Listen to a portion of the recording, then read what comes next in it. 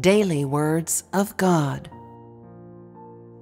Because of these boundaries that God has drawn, various terrains have produced different environments for survival, and these environments for survival have been convenient for various kinds of birds and beasts, as well as brought a space for survival. From this, the boundaries for the environments for survival of the various living beings have been developed. This is just what we're going to talk about next. Second, what kind of environment do the birds and the beasts and the insects live within? Aside from establishing boundaries for the various geographical environments, he also drew boundaries for the various birds and beasts, fish, insects, and all the plants. He also established laws.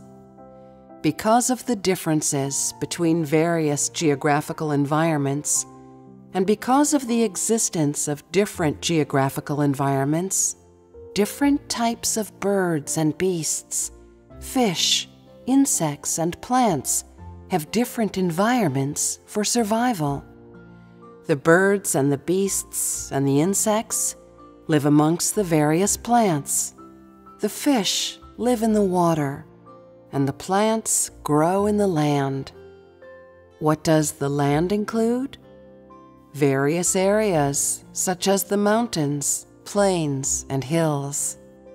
So, the birds and the beasts have their own fixed homelands and won't wander all over the place. Their homelands are the forests and the mountains. If, one day, their homelands were destroyed, this order would be thrown into chaos. As soon as that order is thrown into chaos, what are the consequences? Who are the first to be hurt? Mankind. It is mankind.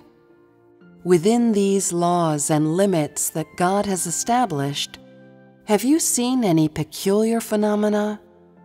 For example, elephants just casually wandering around in the desert. Have you seen that? If that were the case, it would be a very strange phenomenon. This is because the environment that elephants live in is the forest, and the forest is the environment for living, for survival that God prepared for them. It has its own environment for survival and its own fixed home, so why would it go running around? Has anyone seen lions or tigers wandering around by the ocean? The homeland of the lions and tigers is the forest and the mountains. Has anyone seen whales or sharks from the ocean just hanging out in the desert? Whales and sharks make their homes in the ocean, and they have no way to live on land. In humans' living environment, are there people who live alongside brown bears? Are there people who are always surrounded by peacocks or other birds, inside and outside of their homes? Has anyone seen cattle and sheep inside of forests? Has anyone seen eagles or wild geese playing with monkeys? If so, these would all be peculiar phenomena. This is the reason I speak of these things that are peculiar phenomena in your eyes.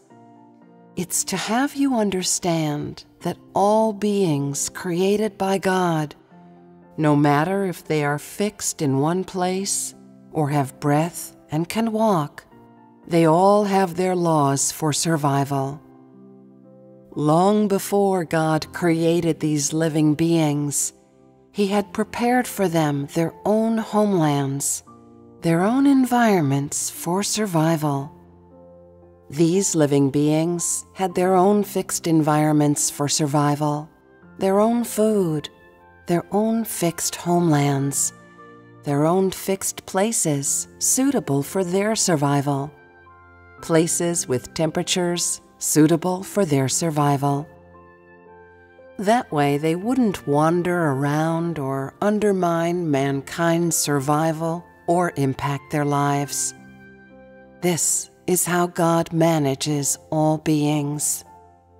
It is to provide for mankind the best environment for survival.